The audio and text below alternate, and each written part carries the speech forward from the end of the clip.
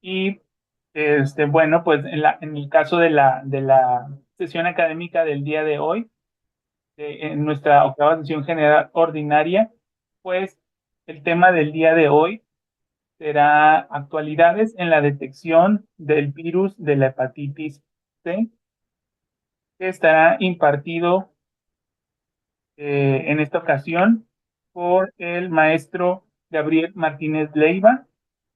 Él es químico, bacteriólogo, parasitólogo por el Instituto Politécnico Nacional y maestro en biomedicina y biotecnología molecular, también por el Instituto Politécnico Nacional. El maestro actualmente se encuentra laborando en Biorad SA como asesor científico y especialista de producto dentro de Clinical Diagnostic Group y participa en el área de enfermedades infecciosas. Él también tiene 10 años de experiencia en instituciones de salud e investigación y está dedicado a la atención pediátrica y al área de investigación. También es coautor y autor de diversas publicaciones como en revistas como Enfermedades Infecciosas Pediátricas, The Journal of Pediatrics, y autor y coautor de trabajos presentados al nivel nacional e internacional. Es investigador asociado en proyectos por apoyo por fondo institucional y por CONACYT. Y el día de hoy nos viene a hablar sobre las actualidades en la detección de esta enfermedad que se utiliza, pues es una de las pruebas necesarias para hacer principalmente en los bancos de sangre, pero pues cada vez está más al alcance de todos los laboratorios, ¿no? Que son las pruebas de detección de hepatitis, del virus de la hepatitis C. Y pues eh, vamos a darle la bienvenida al maestro Gabriel Martínez Leiva y a cederle los controles para que pueda proyectar su presentación. Adelante, maestro.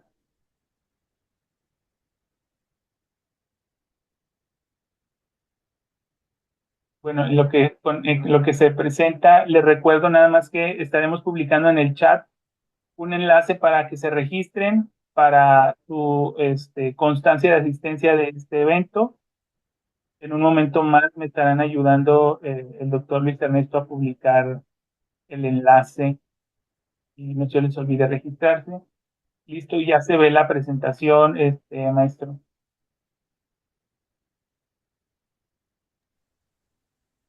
Muy buena tarde. Si me escuchan, me pueden visualizar. Sí, sí se ve. Excelente. Muchísimas gracias. Doctor, muchísimas gracias por la invitación a esta sesión, a su octava sesión. Para mí es un placer poder platicar con ustedes un poquito de lo que es de dominio público, de un tema realmente interesante desde cualquier punto que lo pudiéramos observar o atacar o en la trinchera en donde nos pudiéramos encontrar. Es bastante apasionante desde mi trinchera y no comparo la trinchera que cada uno de ustedes podrían estarse encontrando en las situaciones, llámese diagnóstico, llámese banco de sangre, llámese investigación. Entonces, es apasionante poder encontrar, deducir ciertas combinaciones de resultados que nos puedan dar un pie, nos puedan dar una luz al camino o entender el por qué la combinación de resultados nos puede estar haciendo una broma pesada. Bueno, sin más, nuevamente muchísimas gracias, doctor. Muchísimas gracias a todos por acompañarnos y acompañarme en esta sesión. Agradezco la invitación. Voy a cerrar la cámara para no tener problemas de la red. Cualquier pregunta que pudieran tener, si es en el momento, adelante, o si prefieren al final, adelante. Muchísimas gracias y vamos a comenzar. Voy a cerrar la cámara para poder comenzar.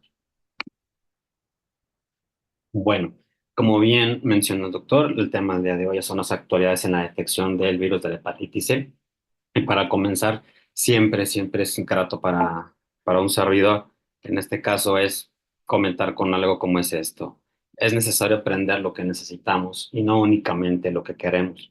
Hay momentos en que los problemas entran en nuestras vidas y no podemos hacer nada para evitarlos, pero están ahí por una razón, una simple razón. Solo cuando lo hemos superado, entendemos y entenderemos por qué estaban ahí.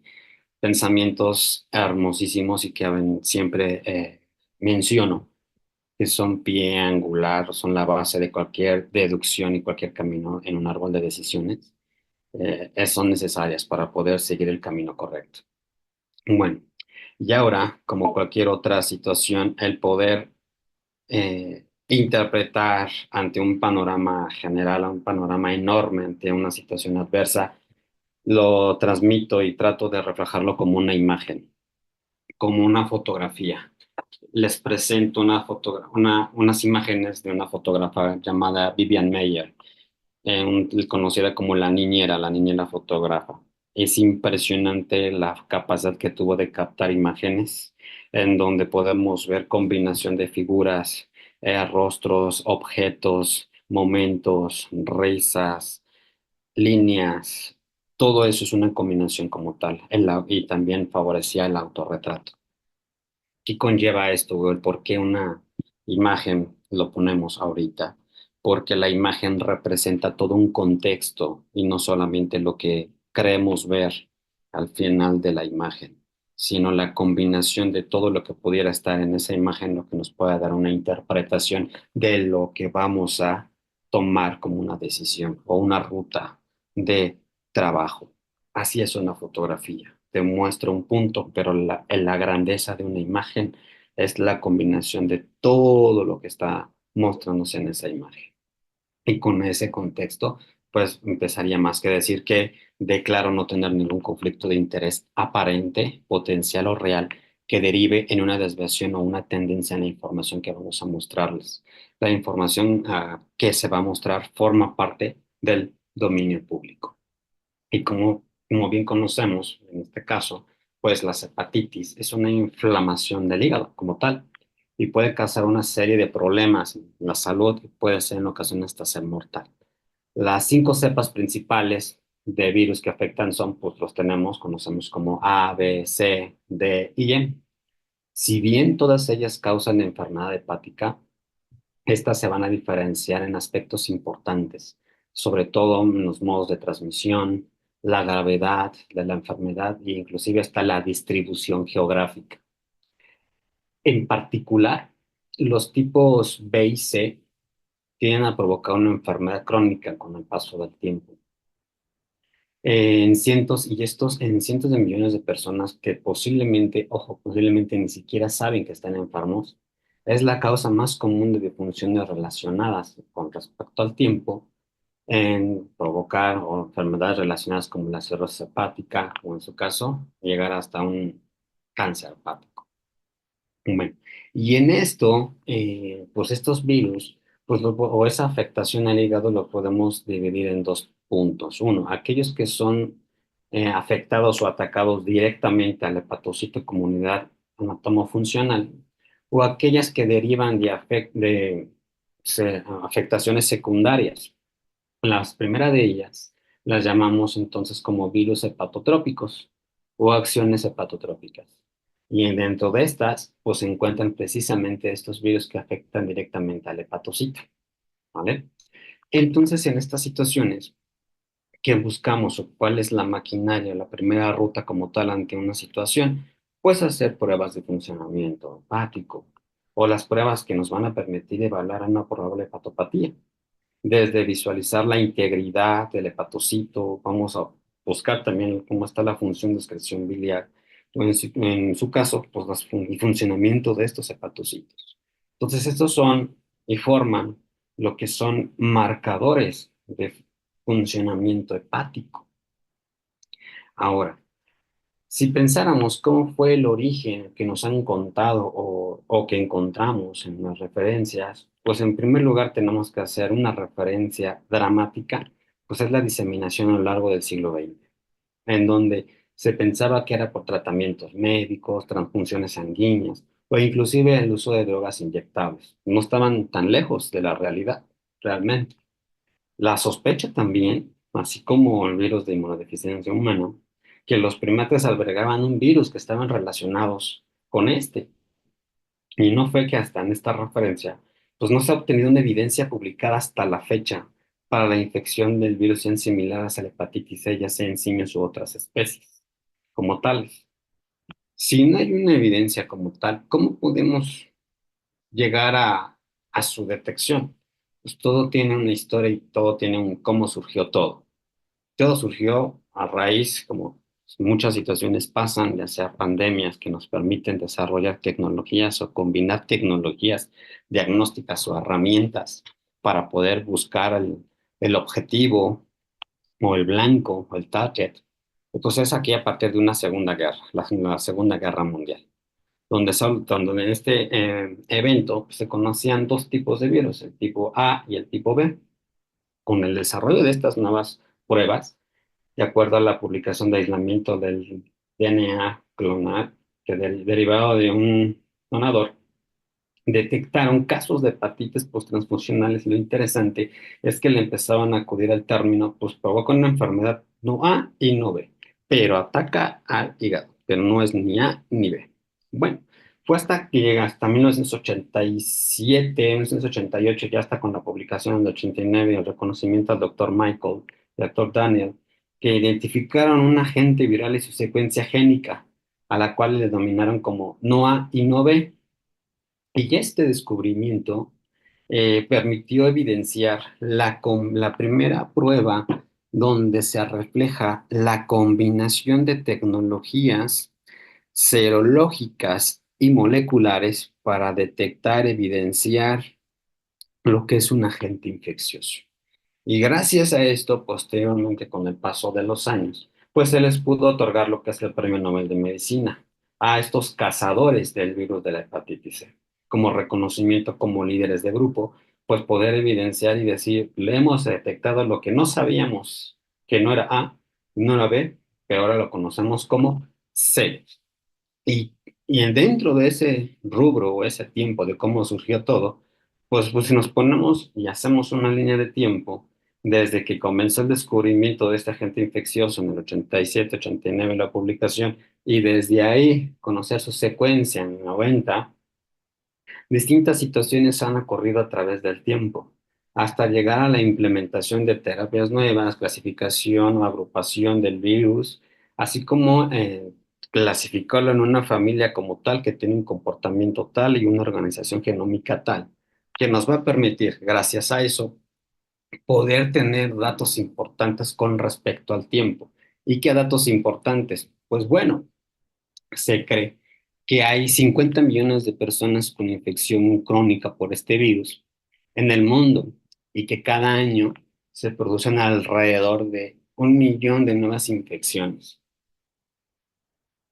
Y solo por mencionar, la Organización Mundial de la Salud calculó en el 2022 que fallecieron cerca de 242.000 personas debido a este virus, y sobre todo por cirrosis y hepatocarcinoma.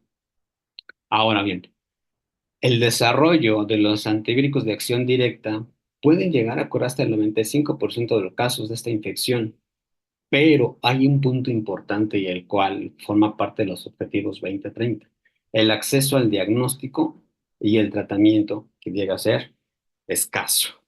Entonces, ante ese escenario mundial, pues hay una ambición muy fuerte, pero tenemos que ponernos a pensar en dónde nos encontramos. La prevalencia en México se reporta alrededor de 1,4%, con una tasa virémica entre el 0,27 a 1%, según el informe de Vigilancia Epidemiológica 2020, que ha habido una media de 2.108 casos nuevos cada año. Bueno, ante esta situación, los estados con las tasas de incidencias más altas han sido Baja California, Chihuahua y Colima. ¿Qué tiene de peculiaridad esta zona o por qué estamos ante ese escenario?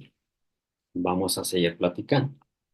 ¿Qué ocurre durante la enfermedad o qué situaciones podemos tener? Ante esta afectación, pues podemos tener desde ahí generar una hepatitis aguda, en donde muy poco llega a ser o tener un camino fulminante, pero la mayoría tiende a llegar a la cronicidad, es decir, a generar una hepatitis crónica. Y en el transcurso del tiempo, pues bien conocemos, pues va a haber manifestaciones extrahepáticas enlistadas, desde síndrome antifosfolipídico, linfoma de células B, plasmocitoma, glomerulonefritis y demás. Durante esa ruta, pues va a ocurrir uno de los biomarcadores por excelencia, la elevación de la enzima hepática, ALT, que va a llegar a progresar y esta afectación y la podemos definir en tres o clasificar en tres rubros de tiempo.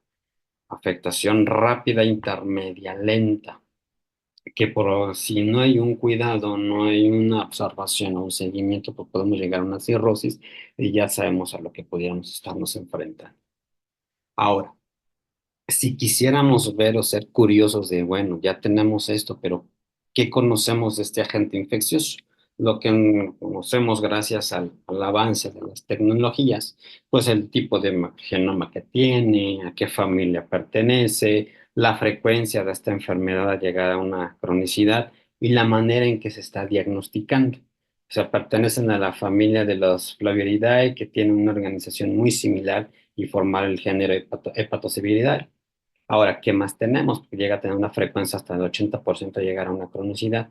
Y los métodos de detección, es decir, basándose en la búsqueda de anticuerpos. La búsqueda de anticuerpos no refleja la presencia del virus. Ojo, porque ahorita lo platicamos.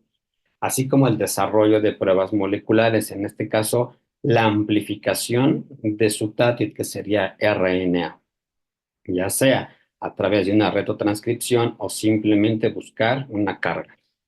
Entonces, toda esta combinación de información para llegar a lo que es la detección implica conocer un poquito de cómo están las cosas y cómo podemos encontrarnos con el paso del tiempo la manifestación y la combinación de prueba ideal que nos pueda ser útil, porque no siempre vamos a tener la prueba molecular, no siempre vamos a tener una mejor prueba de detección rápida o simplemente el equipo que pudiéramos tener para buscar la presencia de anticuerpos, pues si no tenemos un cuidado o no observamos un cuidado, podemos tener una situación ahí, unas falsas reactividades. Sabemos que el periodo de incubación puede dar un rango de 14 a 180 días con un promedio de 45 y puede llegar a presentarse ciertos síntomas que la mayoría no aparecen. Si aparecieran desde un inicio, imaginemos que la detección sería muy rápida, pensando en bancos de sangre. Un banco de sangre, tenemos una población que partimos es sana, pero va la sorpresa que al momento de hacer el tamizado, pues encontramos sorpresas.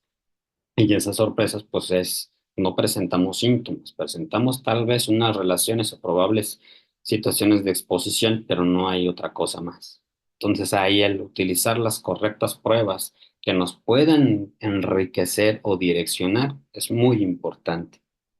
Ahora, si conocemos, pues sabemos que la ruta de la enfermedad pues, pueden tener varias, que son desde compartir el uso de jeringas, hablando específicamente de drogas inyectables, puede haber también la transmisión por transfusiones, con relaciones riesgosas, sin haber analizado perfectamente, conocer los métodos de prevención, así tener prácticas inseguras y material, en este caso la modernidad ahorita, donde tener la tendencia o el desarrollo de ciertos locales tal vez no regulados, tal vez no bien controlados, establecidos de tatuajes, pues esa incertidumbre de reutilizar material, pues también puede ser una ruta de ingreso de este agente infeccioso. Ahora, son miles de cosas que pudieran ser, pero esa sería una forma de los mecanismos por los cuales podía ingresar. Pero si nos bajamos todavía un poquito más y quisiéramos describir o conocer este agente infeccioso, pues tiene una cosa muy interesante, porque lo que conocemos, pues es que en ocasiones nada más sabemos que es un virus de hepatitis C y ya. No, en ocasiones nos enfocamos mucho a los que son más queridos, A o B, y todos los marcadores o biomarcadores que pudiéramos tener el virus de hepatitis B. En este caso, enfocándonos en el virus de hepatitis C, pues es muy interesante. ¿Por qué? Porque esta imagen representa su organización genómica, en el cual contiene un solo marco abierto de lectura de aproximadamente unos 3.000, 2.900 a 3.000 aminoácidos, que estos se encuentran flaqueados en regiones conservadas 5 y 3 conocemos. Cuando es procesado forma una única proteína en la cual la clasificamos o la conocemos como región estructural y región no estructural. Por eso las siglas NS, NS3, NS4, NS5. ¿Por qué le damos esos nombres? Porque son muy importantes para conocer su capacidad de inmunogenicidad, ¿vale?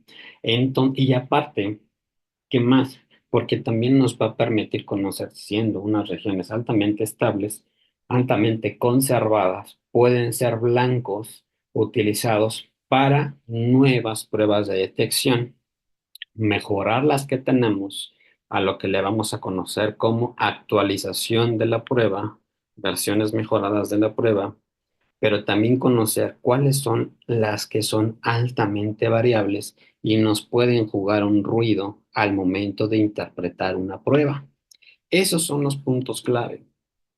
Y entrando en ese punto, si quisiéramos conocer cuáles son las regiones que son altamente inmunogénicas, que tienen la capacidad de generar una respuesta para que se estimule la producción de anticuerpos, pues tenemos ahí que las principales es la cápside con un 89,1%. Le sigue NS3, al final NS4 y por último NS5. Seguramente hemos visto que en la mayoría de los dispositivos contienen NS3, NS4, NS5. ¿Cómo podemos utilizar NS5 si es altamente variable, altamente mutable? Bueno, y un punto importante, las regiones altamente conservadas que nos van a permitir, pues es conocer su predicción a qué tipo de respuesta pudiéramos tener y ya entender a qué tipo de resultado podríamos encontrarnos en un momento determinado. Los anticuerpos anti-CAPS y anti-NS3 son los más importantes porque aparecen durante una seroconversión. Lo interesante, y seguramente ha ocurrido en algún momento, es que tengamos escenarios en donde nuestra primera prueba o primer resultado sea favorable, pero al momento de repetir o realizarlo con otra metodología, ya no tenemos ese mismo escenario. Entonces, el saber qué estamos buscando, cómo está diseñado, pues nos va a permitir entender exactamente cómo se está comportando, porque es bien conocido que el comportamiento entre los métodos de detección pues puede variar. ¿Y a qué puede variar? Algo interesante, a lo que es la distribución de los genotipos, donde actualmente este tipo de virus, el tipo de hepatitis C, pues es uno de los de mayor importancia, de mayor diversidad genética. Su heterogeneidad que presenta puede ser en ella misma al momento de estar dentro de el individuo o también al momento de mutarse y distribuirse. Entonces juega un papel importante a lo que llamamos a los genotipos. Esta imagen representa cómo está la distribución genotípica de este virus, en donde predomina el genotipo 1, 2, 3, 4 en ocasiones, lo que conlleva a decirnos que hay hasta actualmente 6 genotipos. ¿Ok? Bueno, pero ¿qué más tenemos ante esta situación? Pues entender cómo es que clasificamos o qué es por qué les damos este nombre de genotipos y por qué puede variar la respuesta ante ciertas metodologías. Bueno, pues recientemente hay un grupo de investigadores ha estimado que el virus del que se originó todas las variantes apareció alrededor de hace 2000 años, por lo que la diversidad genética de todos estos genotipos que actualmente conocemos son acumulaciones de mutaciones en los últimos 2000 años. Entonces, la variabilidad que podría presentarse es que puede haber la clasificación de dos terminologías, el genotipo y el subtipo. Entendiéndose como el genotipo, la diversidad o qué tan diferentes somos en nuestra secuencia de nucleótidos. Es lo que nos va a permitir dar la numeración de un genotipo.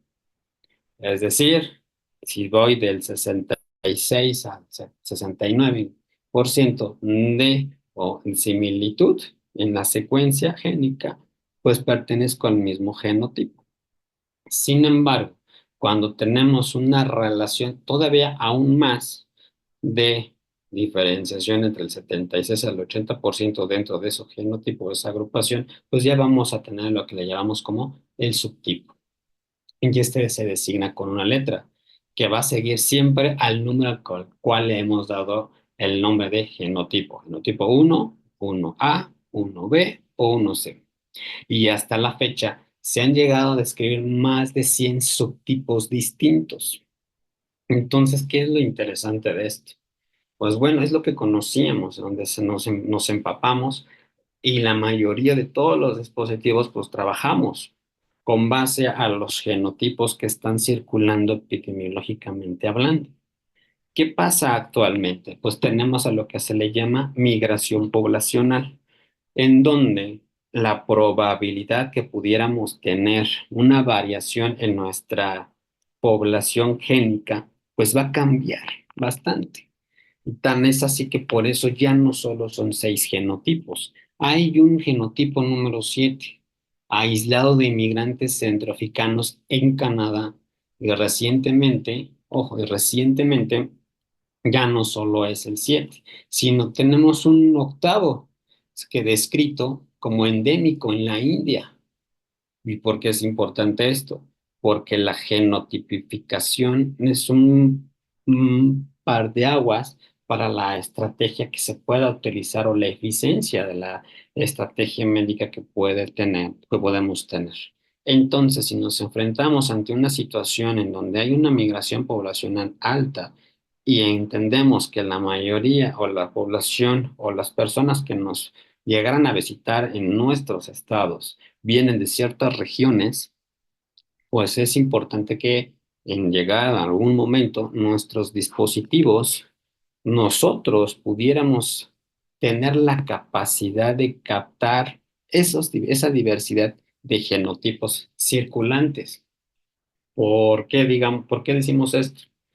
Porque si llegáramos a conocer estos genotipos, podríamos entender cuál sería el comportamiento de una probable resistencia a las estrategias basándonos en probables sustituciones de nucleótidos o ribonucleótidos en su caso. Si tenemos y conocemos esas variaciones, esas mutaciones, pues la estrategia y podemos conocer y podemos predecir el comportamiento, pues la elección de la estrategia a seguir va a ser completamente diferente. ¿Por qué? Porque conoceremos entonces cómo está el comportamiento de nuestra república, donde podemos conocer que se conoce que hay el genotipo que con nosotros tenemos, pues es el genotipo 1, 2, 3, 4 y 5 circulando. A partir del descubrimiento de estos agentes, pues ya conocemos estos distintos genotipos y sabemos que cada uno pudiera presentar diferencias en los resultados del laboratorio. Y vaya que sí, por ejemplo, en este estudio hace referencia a 15 estudios más que analizaron la distribución y la frecuencia de estos, en los cuales se menciona que el uno continúa predominando en su fuente, que es a partir de donaciones, o sea, en bancos de sangre. Pero también se ha mostrado que se ha detectado en pacientes con antecedentes de cirugía y pacientes con antecedentes de haberse realizado un tatuaje en su cuerpo. Ahora, hay una diferencia crucial, la aparición del genotipo 3 en la región norte y centro, asociada, ojo, a la transmisión mediante abuso de drogas inyectables. Entonces tenemos 3 y uno que son el parteaguas. La pregunta es, ¿los dispositivos somos capaces de demostrar y de evidenciar y captar esos genotipos? Esa es la pregunta correcta. Se han reportado nuevos, que es el 4 y el 5, considerados no endémicos en nuestras regiones. Y se sabe que ambos prevalecen principalmente en lo que es en el hemisferio oriental. Entonces es lo interesante. Hay uno, dos, tres, cuatro, cinco. Hay unos que predominan en banco de sangre. Hay unos que predominan no haber tenido un antecedente por cirugía y aparte o haberse realizado tatuajes o en su caso el uso de drogas inyectables. Son los genotipos que ahorita conocemos, es decir, entender la epidemiología molecular de la distribución de estos, pues nos va a dar un par de aguas a qué es lo que nos podríamos estar enfrentando. Por lo que conocer los marcadores de este agente infeccioso en su historia natural es importante, porque vamos a entender que sí tenemos los que son la búsqueda de antígenos, la búsqueda de anticuerpos, evidenciar o observar el comportamiento enzimático, así como la búsqueda del material genético. Bueno, ahora, pero ante estos escenarios hay un punto importante. Cada uno de estos marcadores es entender que hay un tiempo que necesitamos que pase para poder tener esa capacidad de detección. Y esa capacidad de detección nos la dan o nosotros la damos como casas comerciales y en lo que le entendemos como periodo de ventana. ¿Y qué entendemos como periodo de ventana? Es el tiempo que necesitamos desde el momento que nos infectamos hasta la capacidad de evidenciar un marcador. Y esto va a variar del dispositivo y del paciente o donador en este caso. Va a depender de dos escenarios, porque no es lo mismo que yo trabaje una prueba con ciertos proteínas para evidenciar ciertos anticuerpos o cierta prueba que tenga la capacidad de visualizar o de presentarse un dato que sea capaz de captar el comportamiento de distintos anticuerpos. Esa es la palabra y ese es el comentario. Perfecto. ¿Qué tipo de anticuerpos podemos detectar? Y eso realmente me es una herramienta útil o no. Y ahí es en donde empezamos lo que es entender el curso serológico de este agente infeccioso. Alrededor de 2 meses posteriores a la infección, cuando ya hay presencia, en este caso, de síntomas, ¿qué vamos a tener? Pues hay un incremento del comportamiento enzimático, pero también ya vamos a tener un comportamiento, una cero conversión para la detección de anticuerpos. Y va a depender del gasto energético que se presente en esa muestra o en ese donador, en ese paciente, para saber qué tipo de anticuerpo se está presentando. Normalmente conocemos, no normalmente, como es el principal anticuerpo cual vamos a visualizar, pues realmente es de tipo IgM, pero este anticuerpo no son capaces la mayoría de los dispositivos de evidenciar. Y hay uno específicamente en el cual nos enfocamos la mayoría de las casas comerciales. Ahí entra en razón el por qué la combinación de pruebas son herramientas primordiales para llevar una ruta, ¿vale? De decisión. Y en caso de una infección aguda, vamos a tener estos marcadores en un tiempo muy corto tenemos la capacidad de detectar el material genético. ¿Cuál es la limitante de este marcador? Que vamos a depender del límite de detección del dispositivo o la marca. Una, dos, la forma o los cuidados preanalíticos que necesitamos para poder tener un resultado confiable, porque trabajamos material de tipo RNA y ese RNA es altamente contaminable. Si no hay un control excesivo, un control preanalítico, se contamina y estamos abiertos a muchas falsas detecciones por parte de una amplificación de ácidos nucleicos. Si no tenemos un buen control, ese es un tema muy importante. Y ese es un curso, hablando de un curso de una infección probable aguda. Ahora, ¿qué pudiéramos tener? Pues también los escenarios en donde el patrón que pudiéramos tener ante una recuperación o el patrón que pudiéramos tener ante un seguimiento crónico en donde lo interesante son la presencia de este material genético en una secuencia de recuperación mediante un tratamiento, pues es la estrategia es buscar de 3 a 6 meses cómo está el comportamiento con respecto al tratamiento seguido. El objetivo es visualizar que el material genético se va disminuyendo, la carga va bajando, pero podemos también llegar a tener que la presencia de anticuerpos también va a ir bajando y eso tenemos que ser muy cuidadosos. Ahorita lo platicamos. Cuando vamos a una infección crónica, ¿qué es lo interesante aquí? Que se va a mantener sí o sí la presencia del material genético, al igual que los anticuerpos. El antígeno no se mantiene, se baja. Ya sea una infección crónica, ya sea una recuperación, el antígeno baja, por lo que el decidir basarnos en un control ante una estrategia, únicamente basarnos en la búsqueda de antígeno, no es la mejor opción.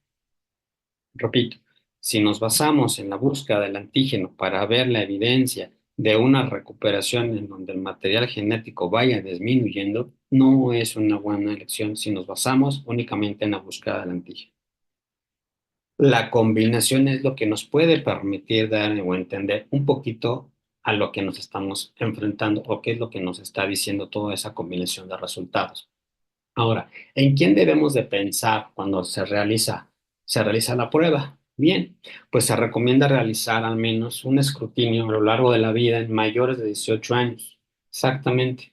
Excepto en zonas donde la prevalencia es menor al 0,1%. Es decir, estamos hablando de personas que pues, usan sustancias psicoactivas, aquellas personas especiales las que se inyectan, intranasales, anales, hombres que tienen relaciones con hombres, personas con enfermedad crónica, personas con hepatopatía y demás opciones. Esas son las personas que debemos de tener un cuidado y una estrategia, una búsqueda de estos mismos. Ahora, conocemos las pruebas que estamos trabajando, conocemos tal vez ciertas marcas o ciertas pruebas de detección rápida. Yo le llamaría, conocemos la mercadotecnia, pero si nos bajamos un poquito y tratamos de entender cómo está la combinación de cada una de estas, pues nos podríamos encontrar tal vez sorpresas, porque para el diagnóstico de estas hepatitis, las técnicas de detección de laboratorio comúnmente utilizadas las llamamos como inmunoenzimáticas. Detectan en sangre en paciente la presencia de anticuerpos retándolo con ciertos antígenos. Formatos diferentes tenemos, muchos formatos. ¿Y qué formatos o qué técnicas conocemos? Pues las que hemos escuchado. EIA, CLIA, ECLIA, ELFA y lo que seguramente hemos llegado a conocer, RIVA, un inmunoblot. Ahora, las pruebas de tamizaje o presuntivas, que las conocemos como ELISAs, pues tenemos variaciones cuyo rendimiento es mayor que las pruebas rápidas o las pruebas complementarias para dar una confirmación de presencia de anticuerpos como es el inmunoblot. ¿Eso qué significa? Que las pruebas de escrutinio son altamente sensibles, pero no específicas. La prueba inmunoblot es altamente específica, pero no sensible. Es capaz de diferenciar mis verdaderos negativos de los positivos. Por eso es confirmatoria de anticuerpos o suplementaria confirmatoria de anticuerpos. ¿Vale? La mayoría de los EIAs se basan en un formato de que lo conocemos como tercera generación, que detectan anticuerpos que se unen a antígenos recombinantes derivados de 4 regiones, como platicamos hace un instante. Tenemos como la región cápside, NS3, NS4 y NS5, que llegan a tener sensibilidades enormes, alrededor del 99%. Y aquí un punto importante. Las circunstancias asociadas a un falso no reactivo incluyen pacientes con infección aguda por este agente infeccioso. Un falso no reactivo en una situación aguda. Ahí vamos a poner a pensar por qué nos podría dar este falso no reactivo. Periodo de ventana, no hay una cero conversión, son las principales. Personas con inmunosupresiones importantes como una infección avanzada por VIH, ¿sale? O personas que han sido receptores de trasplantes, por ejemplo, también. Suficiencia renal también lo hemos encontrado. Ahora, los falsos reactivos, ojo, los falsos reactivos también los podemos estar encontrando.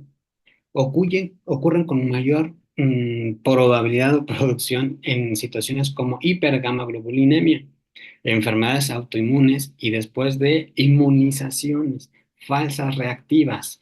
Y eso está muy relacionado al tipo de tecnología. Es decir, si utilizamos potencializadores de reacción, son los escenarios más probables que tengamos falsas reactivas, por lo que confirmar la reactividad es un punto clave para confirmar una falsa reactiva y tener la capacidad de diferir a si va a haber un tratamiento o no.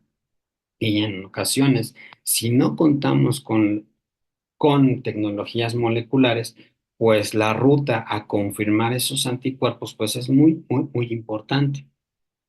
Ahora, y eso es englobando a lo que tenemos a las técnicas serológicas. Pero a partir de ahí, pues tenemos formatos, porque al final todo es una técnica inmunoenzimática.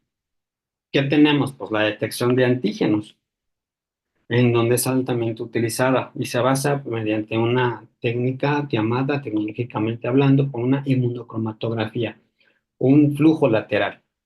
La mayoría de ellos es la búsqueda de antígeno. En estas técnicas pues, tenemos comúnmente utilizado lo que se utiliza como primer tamiz o filtro, escrutinio. Es un buen marcador la búsqueda de antígeno en un ensayo único, en ocasiones puede llegar a ser hasta combinado. Hay excepciones basándose en el presupuesto, pero también hay excepciones si la FDA ha autorizado ciertas pruebas y hasta ahorita no ha sido autorizada la búsqueda o la utilización de alguna basándose en un formato combinado. Ahora, también tenemos la búsqueda de anticuerpos, formato rápido. Igualmente es una inmunocromatografía en donde se basa en el desplazamiento para visualizar mediante la presencia y ausencia de la interacción. Y aquí es un punto importante, porque una cosa es decir, búsqueda de anticuerpos totales, búsqueda de anticuerpo. Si conocemos y entendemos que el gasto energético ante esta afectación es muy alta, la capacidad que vamos a tener para evidenciar una inmunoglobulina de tipo IgM para tratar de reducir el periodo de ventana es muy baja, por lo que la búsqueda de un anticuerpo específico es la mayor o la estrategia que las casas comerciales se buscan, que es un tipo de inmunoglobulina, por lo que la combinación de pruebas a veces nos hace mucho ruido y a veces es lo que buscamos cambiar y actualizar y buscar combinaciones, buscar mejores dispositivos que tengan mayor sensibilidad, mayor especificidad, que tengan los mejores antígenos, que su naturaleza analítica permita captar con mayor eficiencia, mayor eficacia esas inmunoglobulinas o esas interacciones. La mayoría de las pruebas de detección rápida se tienen resultados entre 20 a 30 minutos. ¿Qué dependemos en estas pruebas? El tipo de muestra. La sensibilidad ante el tipo de muestra se ve comprometida. La mayor confianza basándonos por el tipo de muestra va a ser primeramente suero, seguido plasma y al final sangre total. ¿Por qué? Porque la mayor cantidad de anticuerpos la vamos a encontrar en suero. Si nos vamos a la utilización, por ejemplo, de sangre total, nos encontramos a una concentración de hemoglobina, eritrocitos, que si hay una mala captación de muestra al momento de realizar la prueba, corremos el riesgo que hay una mala migración y eso se observa como si fuera una probable banda, por lo que la confirmación de esa reactividad o esa prueba o esa banda es muy importante. Por eso el siguiente nivel de decisión o elección de prueba tiene que ser una prueba que tenga mayor sensibilidad, mayor control de tipo de muestra de proceso, que son las EIAs o CLIAs o ECLIAs, las distintas pruebas automatizadas. Ahora, en ese rubro, en ese ámbito, pues tenemos muchas pruebas, pero de las cuales algunas van cambiando, mejorando a lo que le llamamos generación. La mayoría se basa en la tercera generación, en la cual están o se tiene en su base, en su base de la prueba, que es a partir de péptidos sintéticos de la nucleocápside, así como proteínas recombinantes de NS3 y NS4, así como fue pasando el tiempo, hasta llegar a la cuarta generación, que es la detección combinada, en este caso como dispositivo para utilizarse en modo automatizado, la detección de antígeno y anticuerpo, utilizando un péptido mutado de la cápside. ¿Y eso por qué es importante? Porque la detección de cápside que se encuentra en la región core nos va a permitir reducir el periodo de ventana. Y esto es muy importante. ¿Por qué? Porque ¿cuánto tarda en evidenciar la presencia de los anticuerpos? La mayoría va de 2 meses a 3 meses, dependiendo la naturaleza analítica de la base de la prueba. Si vemos utilizar o elegimos utilizar dispositivos que tengan potencializadores de reacción, eso es excelente. Nos va a permitir igual detectarlos tempranamente. Sin embargo, solo la búsqueda de anticuerpos no nos ayuda para captar aquellas situaciones en donde la seroconversión aún no ha ocurrido. ¿Ok? Por lo que la estrategia de utilizar dispositivos combinados, antígeno-anticuerpo, es una herramienta muy clara, muy buena. No importa la casa comercial.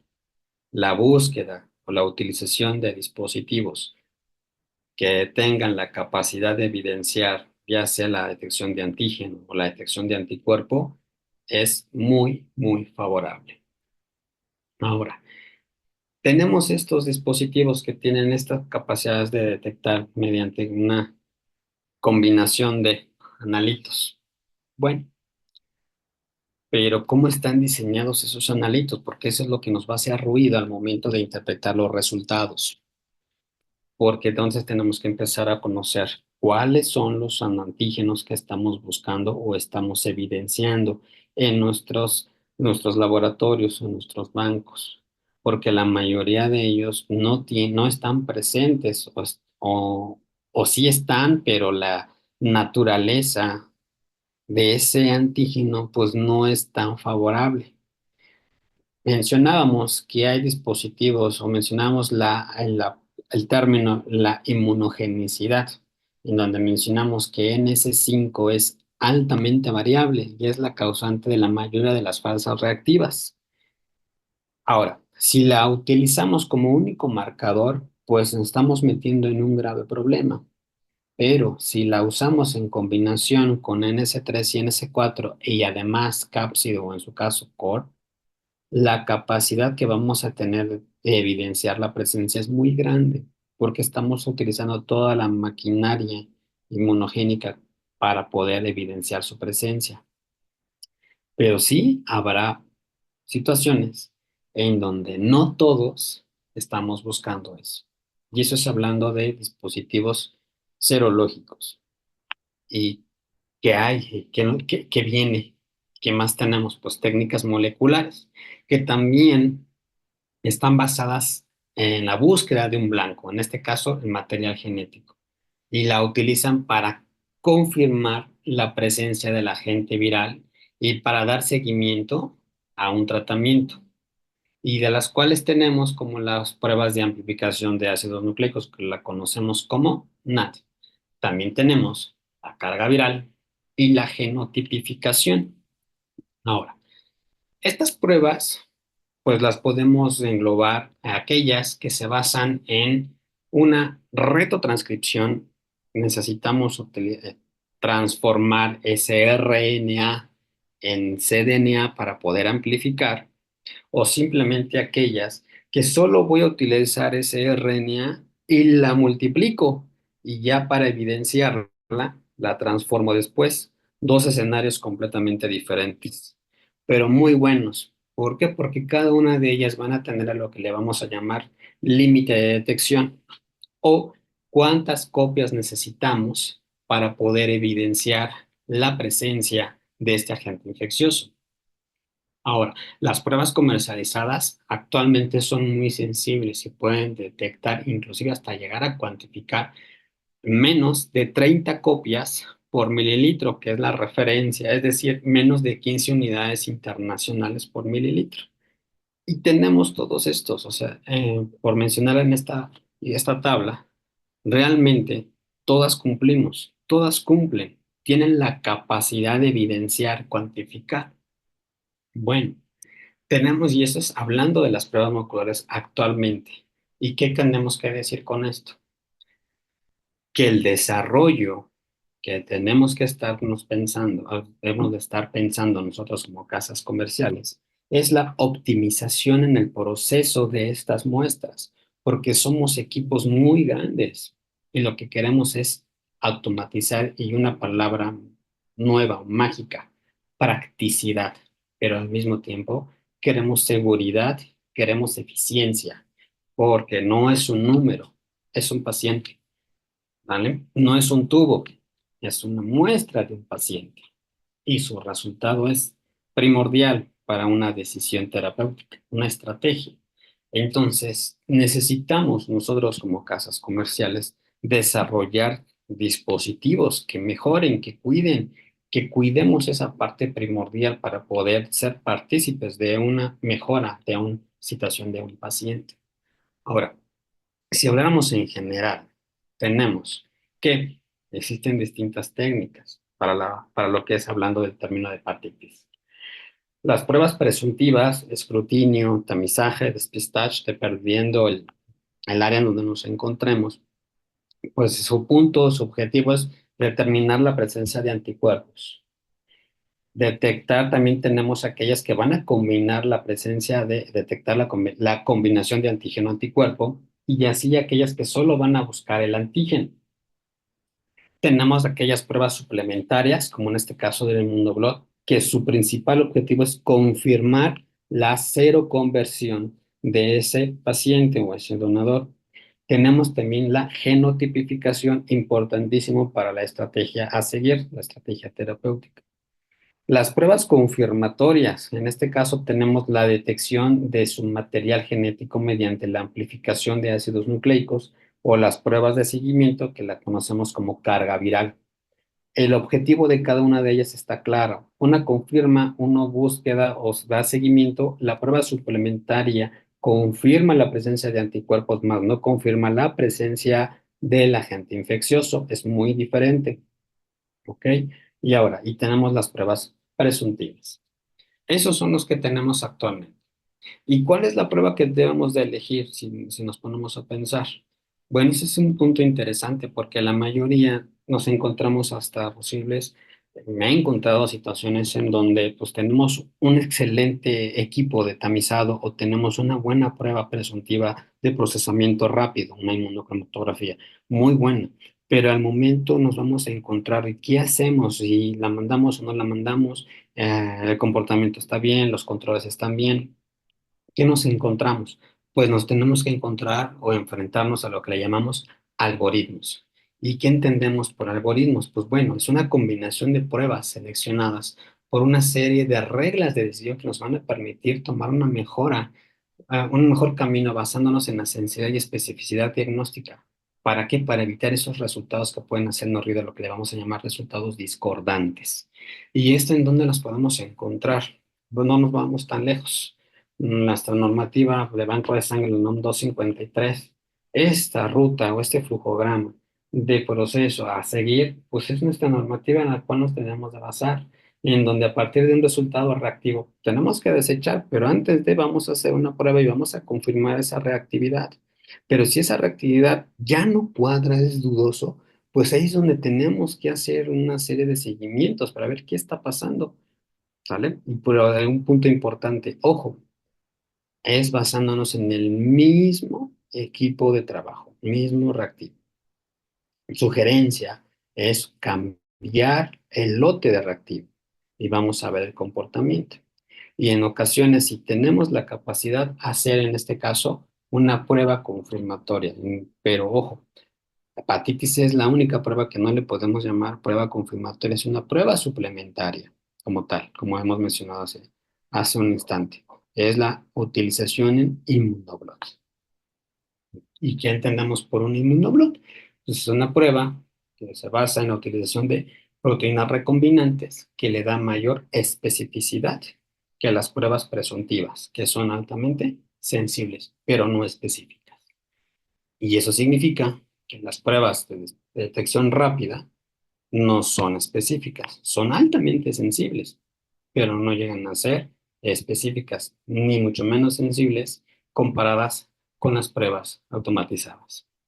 Ahora, este es un algoritmo para banco de sangre. ¿Y qué tenemos también? Pues tenemos que anteriormente teníamos una estrategia de seguimiento que nos recomendaba, una publicación del Centro de Control de Enfermedades de qué seguir para que es el diagnóstico, y es basándose en la detección de anticuerpos, que si daba positivo, en este caso reactiva, pero si aparte teníamos un ratio o una relación de index o un RIVA positiva, o un material genético detectado era suficiente para dar un resultado positivo. Ya las combinaciones en donde si era no reactiva o el material genético no detectado, pero era no reactiva también, pues ya decidíamos hacer una RIVA para un probable falso negativo, porque también nos encontramos un falso negativo o una falsa reactividad, ya lo mencionamos hace un instante. Sin embargo, llegaron las estrategias. ¿Cuáles estrategias? Pues hacer cambios. ¿Qué cambios? Que si tenemos un resultado reactivo, pues directamente nos vamos a ir a hacer una prueba de detección molecular. Y si en esa prueba nos da detectada, pues estamos ante una infección actual. Pero si esa prueba molecular nos dice que no, pues lo tenemos en dos escenarios. O no hay una infección actual, y eso es una memoria serológica o hay una falsa reactividad. Pero no podemos estar seguros y no lo podemos dejar al aire, por lo que el seguimiento ante una prueba confirmatoria de anticuerpos es muy importante para discernir si es una falsa reactiva derivada de un mal procesamiento o derivada de una circunstancia externa que nos da dando esa falsa reactividad. ¿Y por qué lo mencionamos? Porque hay una serie de combinaciones de decisiones en donde si tenemos que repetir la prueba, si nos encontramos ante una infección actual o si tenemos que repetir una prueba molecular, probablemente hubo una combinación en su proceso preanalítico, toda esa serie de combinaciones de circunstancias, pues es lo que tenemos que estar revisando. Y aún más, si hay una probable exposición a, pues hay una serie de antecedentes. Si existen estos antecedentes y además tenemos resultados que son indicativos, pues ya podemos tomar una probable decisión si hacemos una prueba molecular o no. ¿Y cómo es eso? Entraríamos a cómo debo de saber o cómo debo de guiarme para ver qué prueba utilizar. Y eso va a depender, en la mayoría de las ocasiones, el resultado de tamizado o dispositivo que podemos tener en nuestras trincheras. Porque hay dispositivos que dan resultados o índices muy elevados, hablo de 300, 400, 500, y hay unos que su límite de detección es hasta 300. Bueno, pues vamos a tener esto que se pueden llegar a clasificar. Si es el resultado muy alto, la mayoría de sus resultados, más del 90%, son verdaderos positivos por los cuales están en replicación. Por lo cual, ojo, por lo cual si realizamos una prueba molecular, el resultado va a ser positivo, confirmado. Entonces ahí se elige pues, la estrategia terapéutica y es basándonos en aquellos que son altamente, un valor alto en su dispositivo o en su presuntivo. Pero aquellos que tenemos bajo o muy bajo, cercano a la zona gris o cercano a lo no reactivo, allí es en donde tenemos un ruido. Cuando aquellos resultados que tenemos cercano a la zona gris, no podríamos estar pensando un nivel muy bajo abajo, en donde la probabilidad que sea verdaderamente positivo es baja, por lo cual la estrategia a utilizar será un inmunoblot en lugar de una prueba molecular, ya que no es lo mismo el costo de un inmunoblot a una prueba molecular. Y ya aquella en donde prácticamente estamos en zona gris o un decimal para zona gris, pues probablemente tenemos una falsa reactiva, una manipulación inadecuada, una mala centrifugación si estamos hablando de potencializadores de reacción en los cuales pudiera hacernos ruido. La recomendación ahí es volvamos a centrifugar para evitarnos todos esos ruidos que pudiéramos encontrarnos. Bueno, ¿qué algoritmos entonces tenemos actualmente? ¿O qué es lo que nos estamos enfrentando actualmente? Bueno, en vigilancia epidemiológica, pues tenemos tres estrategias, que es la determinación en suero de anticuerpos totales y su interpretación es reactivo, no reactivo, zona gris o dudoso. No estamos detectando virus, estamos detectando la seroconversión. Estamos evidenciando mediante una reacción enzimática la presencia de anticuerpos y la presencia de anticuerpos puede obedecer a un verdadero reactivo, que el virus está presente, estuvo presente, mas no estoy buscando el virus. La otra estrategia es determinar en suero la confirmación de anticuerpos por inmunoblot y es la única prueba que le podemos decir como positivo, negativo o indeterminado.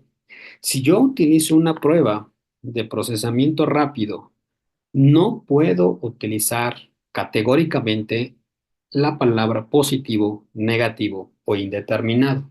Es un resultado reactivo y no reactivo y no refleja la presencia del virus. Refleja una reacción antígeno-anticuerpo, pero por el tipo de prueba, el siguiente nivel de decisión es realizar una prueba inmunoenzimática de mayor sensibilidad y especificidad. ¿Vale? Si tenemos doblemente reactivo, seguramente es una alta probabilidad que ya tengamos un inmunoblot positivo, pero no lo sabemos con certeza.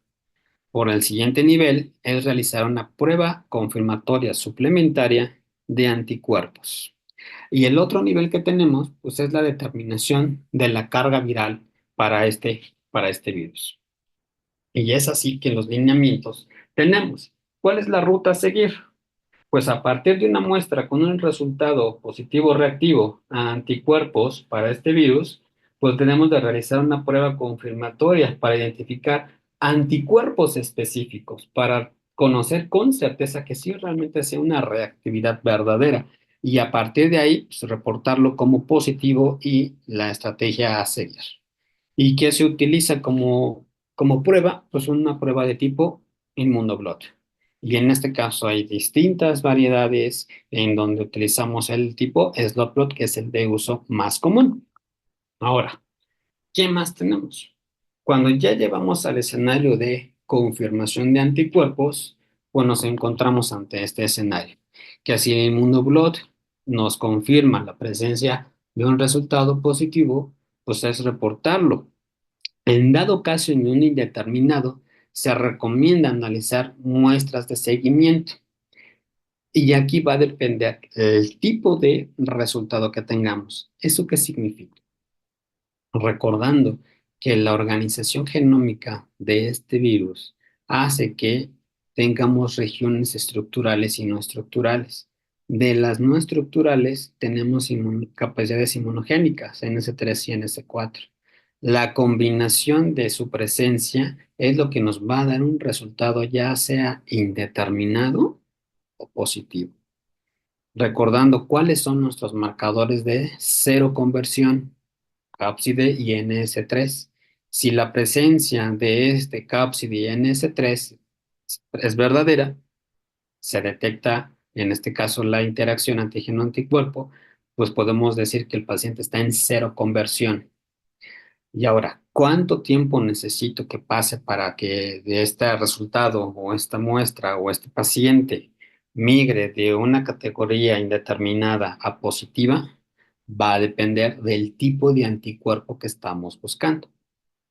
Y ante un escenario negativo por inmunoblot, tenemos que reportarlo como negativo ante este lineamiento.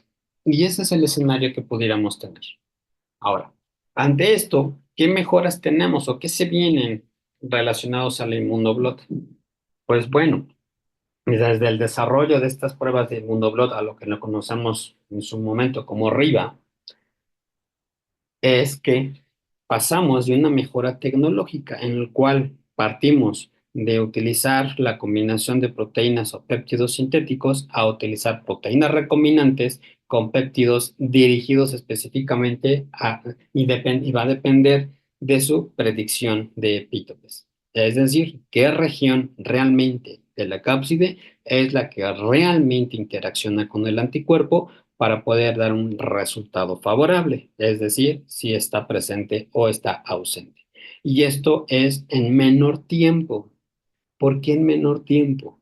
Porque tanto RIVA o las pruebas que conocíamos como confirmatorias de anticuerpos, a lo que unos le llaman Western blot, que no es un Western blot, en este caso inmunoblot, para la detección de hepatitis C, el pie que teníamos, el eslabón débil o el área de oportunidad, mejor dicho, era el tiempo.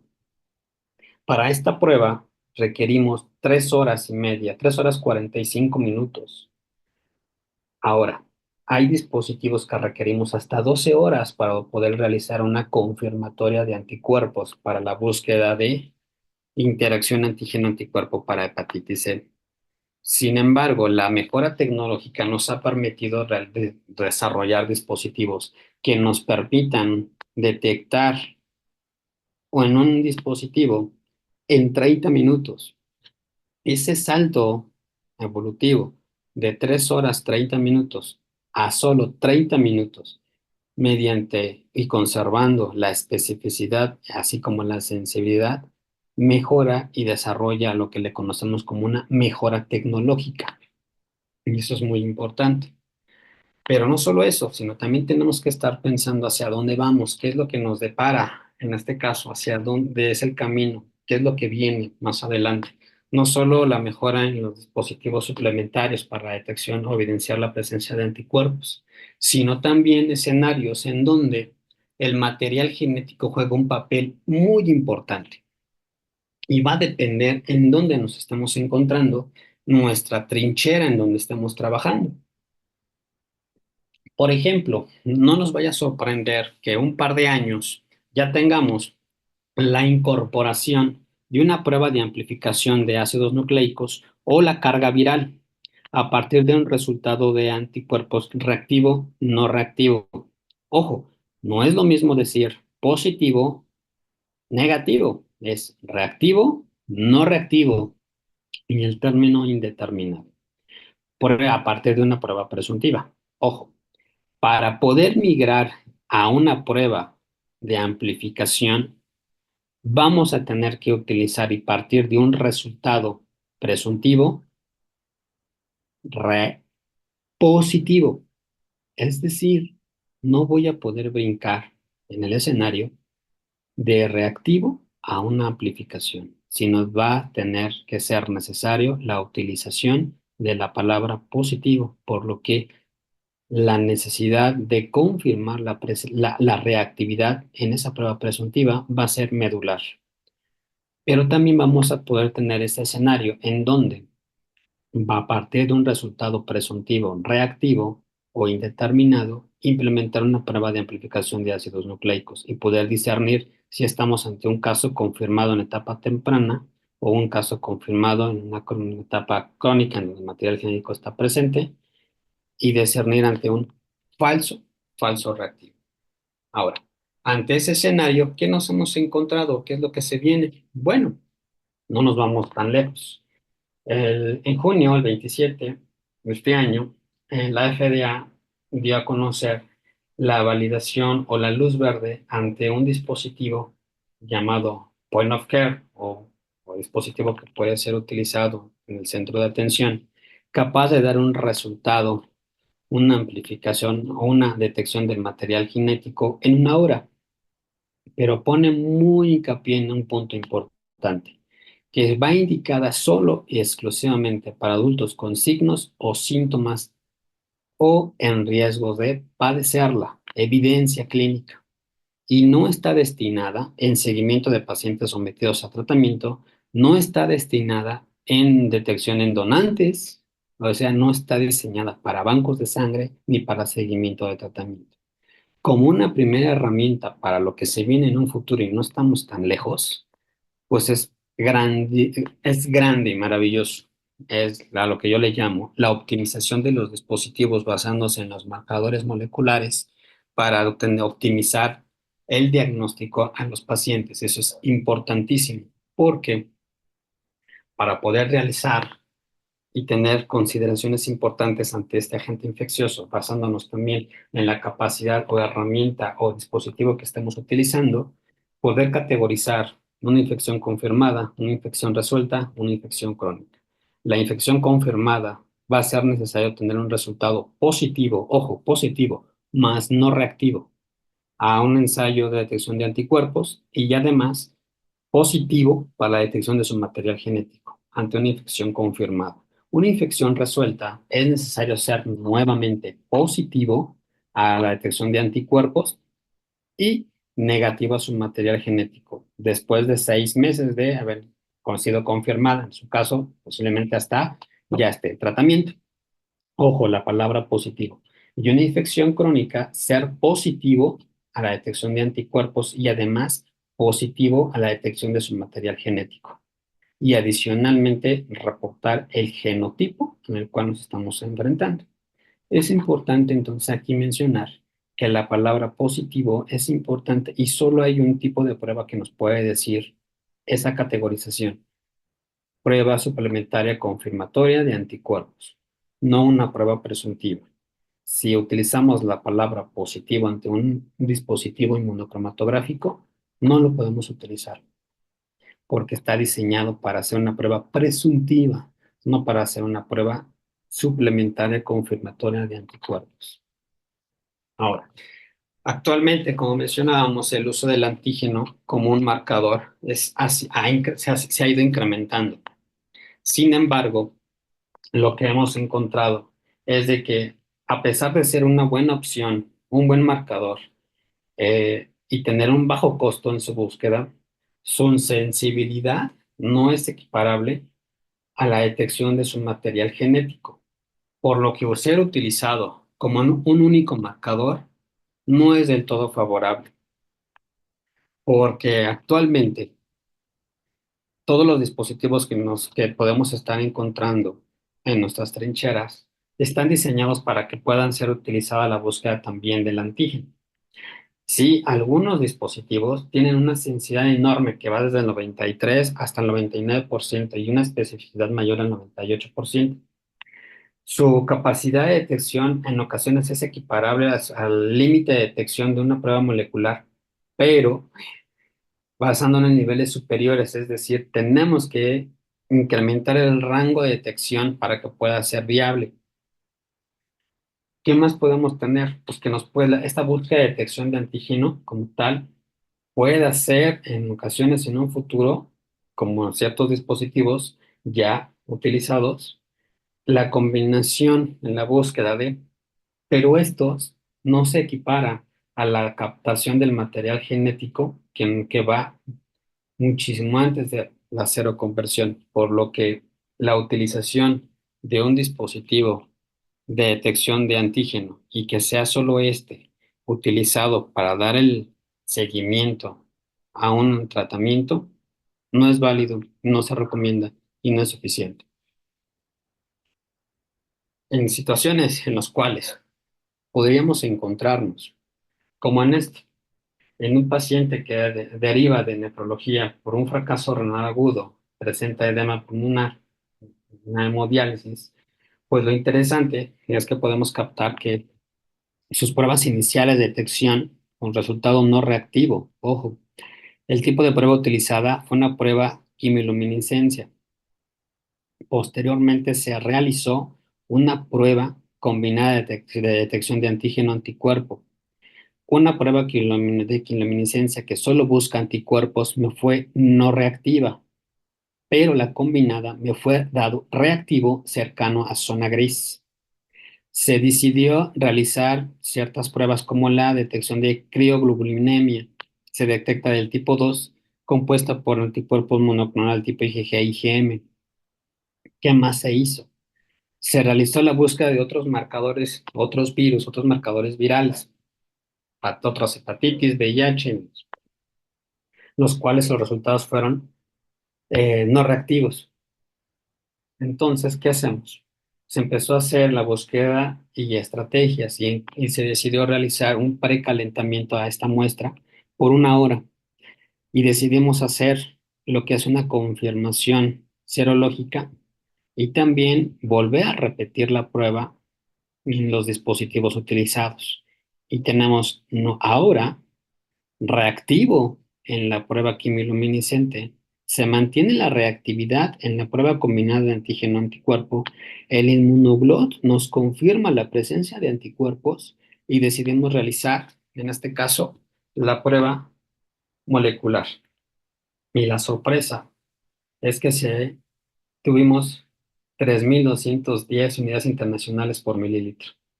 Entonces, la crioglobulinemia es un factor importante porque nos puede dar una falsa no reactiva en nuestras pruebas quimiluminescentes. Ojo, otro escenario que pudiéramos tener, en donde un resultado presuntivo nos da reactivo, la prueba utilizada fue tanto quimiluminiscente como una ella combinada, es decir, búsqueda de antígeno-anticuerpo. Repetimos la serología presuntiva y se realiza un inmunoglot para confirmar la presencia de anticuerpos y después decidimos realizar la prueba de búsqueda de material genético y con la sorpresa que nos da mayor a 5.000 unidades internacionales y aparte detectamos el genotipo B, pues con esto se decidió dar el tratamiento y 3 meses posteriores decidimos volver a hacer la prueba y la cual el resultado en su material genético pues, fue no detectada, fue negativa. ¿Qué nos dice esto? Que todas las pruebas son buenas. Entender posiblemente las limitantes de cada una de ellas nos puede optimizar los gastos en las pruebas a decidir realizar, a los escenarios que nos pudiéramos encontrar, porque no todos vamos a tener pruebas moleculares que nos puedan orientar para saber si están o no están. No todos vamos a tener la posibilidad de mantener a nuestros pacientes si hablamos de donadores. No todos vamos a poder tener esa capacidad de realizar esas pruebas moleculares, por lo que podríamos hablar de retos ante estas pruebas de identificación. Le vamos a llamar áreas de oportunidades más no limitaciones, en donde si los englobamos en el tipo molecular, donde su aplicación la mayoría son en laboratorio, aunque ya, como vimos, hay una prueba que puede ser utilizado en el centro de atención con sus limitantes, su capacidad de detección va de 15 minutos a 4 horas, hablando específicamente de las pruebas moleculares. Sus capacidades es que son en la referencia actual como el estándar y se basan en biomarcadores conservados, altamente conservados y aparte están en la región que son altamente inmunogénicas. ¿Cuál es el área de oportunidad que encontramos? Pues primero que nada, la disponibilidad de la infraestructura del laboratorio, la competencia en la detección, porque ojo, puede ser que trabajemos a partir de RNA, que es lo ideal, pero si el diseño o el formato es que lo transformemos a cDNA, pues entonces también va a ir cambiando el target y el límite de detección de cada una de estas. La toma y el manejo de la muestra, reiterando el material trabajado, si trabajamos RNA, es altamente contaminable. Tenemos que tener una buena capacitación para poder manejar ese tipo de material genético. Y lo que es importante en algunas ocasiones, la relación costo-efectividad. Si nos vamos al área inmunológica, Pues como tal, la mayoría se realiza en un laboratorio, así como en los puntos de atención. El proceso va de 15 minutos hasta 3 horas, dependiendo del dispositivo o la metodología. ¿Qué capacidades o alcances tenemos? Pues la utilización de antígenos que incrementan la sensibilidad y especificidad, la detección de anticuerpos en las etapas de infección, algunos son capaces de detectar IgM, la capacidad de ser completamente automatizable, capacidad de evidenciar una falsa reactividad, la relación costo-beneficio, así como la efectividad de la prueba. ¿Qué oportunidades encontramos? Que no importa el formato que estamos trabajando, la diferenciación de anticuerpos, ya sean presentes o pasadas, es muy grande. Es muy grande. Esto, no tener esa capacidad de discernir si es una u otra, una infección pasada o una infección presente. La utilidad en tamizaje en fase asintomática, así como en la liberación del virus. Estamos en una incertidumbre como tal, en su eficiencia, en su trabajo. Por lo que, para terminar esta sesión con ustedes, entendiendo el curso natural de la enfermedad, así como el cuidado preanalítico, se ha permitido el desarrollo de terapias contra las infecciones virales y sumado el avance de tecnologías, se ha logrado un correcto diagnóstico. Nunca, recuerden, nunca, absolutamente nunca, perdamos a nuestros seres queridos. Ellos nos acompañan, no desaparecen de nuestras vidas. Simplemente estamos en habitaciones diferentes.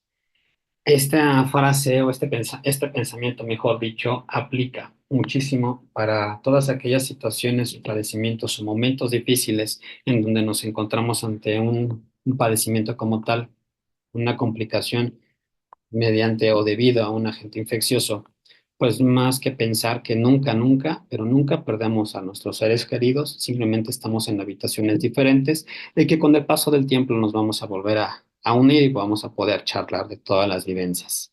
Con esto, simplemente termino la sesión. Doctor, muchas gracias. ¿Alguna pregunta?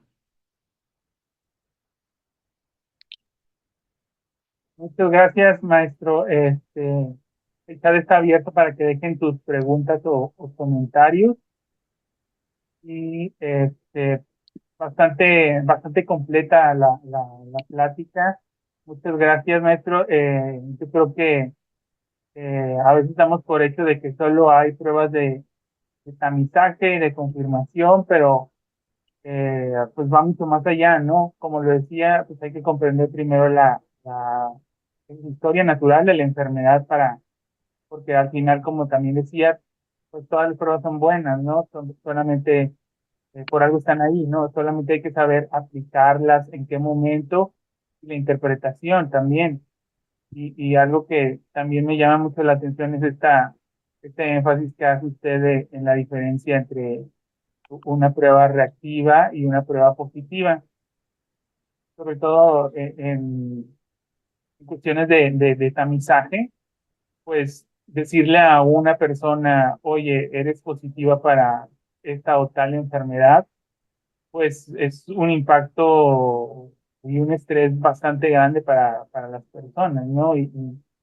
Y a algunos pues les cuesta entender o se pueden terminar en otras situaciones más trágicas y nosotros al menos nosotros como médicos, ¿verdad? Que tenemos el contacto con el paciente y que tenemos que darle esta información, a veces lamentable, pues tenemos esta responsabilidad, ¿no? De diferenciar entre cuándo se trata de una enfermedad y cuándo puede todavía podemos estar ante un falso resultado, ¿verdad? Una falsa reactividad. Y yo creo que eso es lo que una de las principales cosas que nos vamos a llevar de esta plática y todo este panorama de avances y de direcciones que está tomando la detección de este virus. Eh, si alguien tiene algún comentario, les repito, pueden dejarlo en el chat o alguna pregunta. Ya estamos por terminar. Y también pues comentando que precisamente para los bancos de sangre ya está a la vuelta de la esquina lo que es la implementación de pruebas de ácidos nucleicos.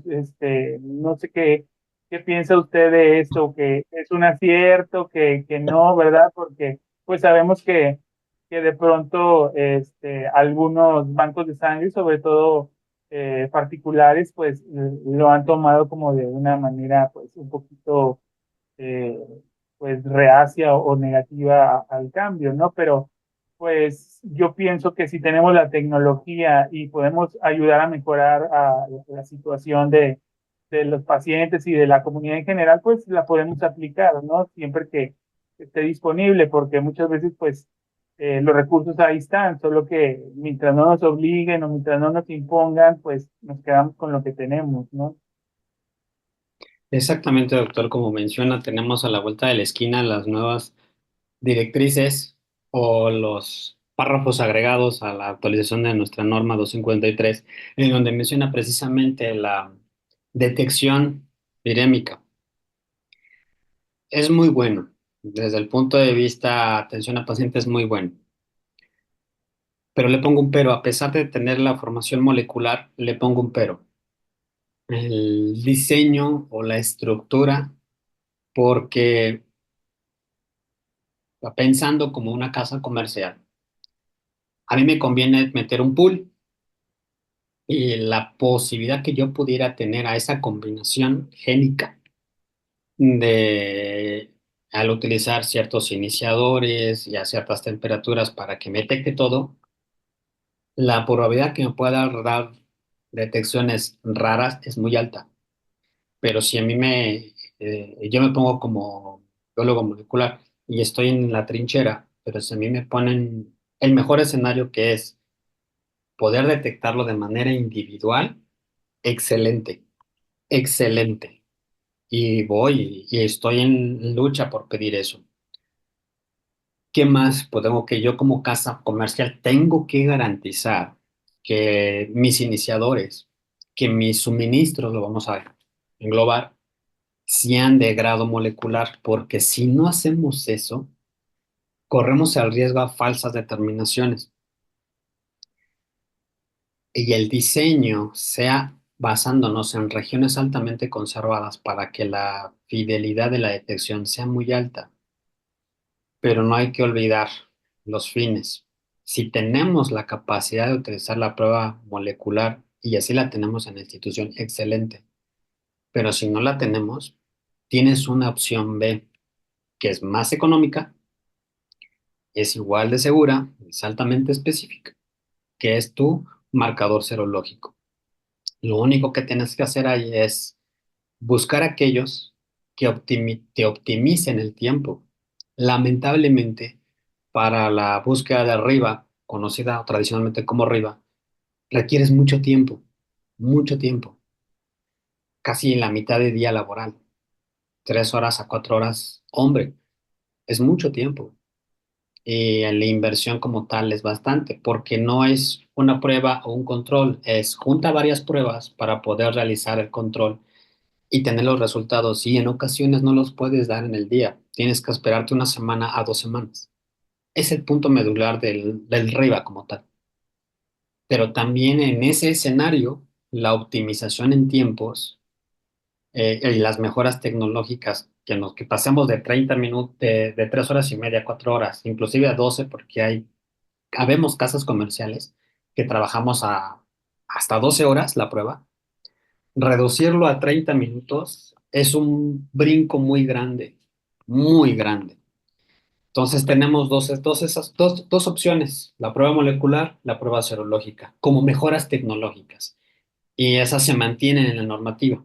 Entonces, genial, se viene un escenario bastante bueno en pro del donador, en pro del paciente al final, que eso nos va a permitir conocer mejor, direccionar mejor y un punto importante, que no se nos vayan, porque en ocasiones no vuelven, no contestan llamadas, no contestan correos, no vuelven. Y entonces la mayoría va a los bancos con la idea de, siendo altruistas, si me llaman es porque tengo algo, pero Si no me llaman, no tengo nada.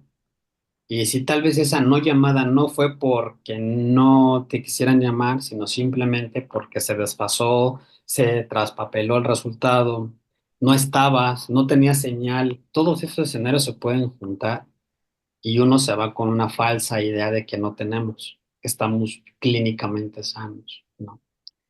Pero, ¿y si no lo estamos? ¿Y si me tuve que esperar una semana para dar una confirmación?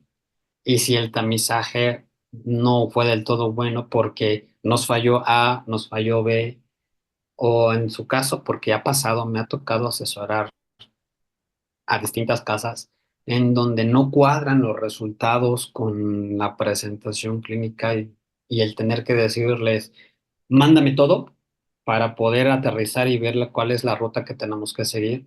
Y es así como, por ejemplo, logramos tener lo que son esos dos descripciones de caso, cosas que yo les llamo de libro, pero nos permiten ver hacia dónde podríamos enfrentarnos tal vez a un futuro. Pero sí, Sí, pues, la normativa va a estar muy buena. sí, sí, nadie, ahora sí que nadie tenemos la verdad absoluta en esto de las pruebas, ¿no? De siempre estar jugando con esta parte de los algoritmos, pero esperemos que las autoridades pues lo hagan de manera no apresurada, vaya, y tomen sus debidas precauciones al lanzar estas nuevas modificaciones, ¿no? A los reglamentos. Así Pues es. bueno, no sé si gusta agregar algo más. Al parecer no hay preguntas. No, doctor, todo bien. Simplemente Ok. agradecerles nuevamente por la invitación. Sí, no, pues al contrario, muchas gracias por abrirnos ofrecernos parte de su tiempo para ver este tema, que la verdad es que es bastante interesante y actual. Y pues nada, agradecerle también a los que están todavía conectados por su asistencia. Recuerden registrarse en el link que está en el chat. Posteriormente a todos ustedes y también al maestro Gabriel, hacerles llegar su constancia de participación y de asistencia en esta plática. Entonces, pues sin nada más que agregar, que tengan muy buena noche todos, bonito jueves y pues cualquier duda, comentario pueden hacérnosla llegar por aquí, por el chat, por privado o por nuestros canales de comunicación.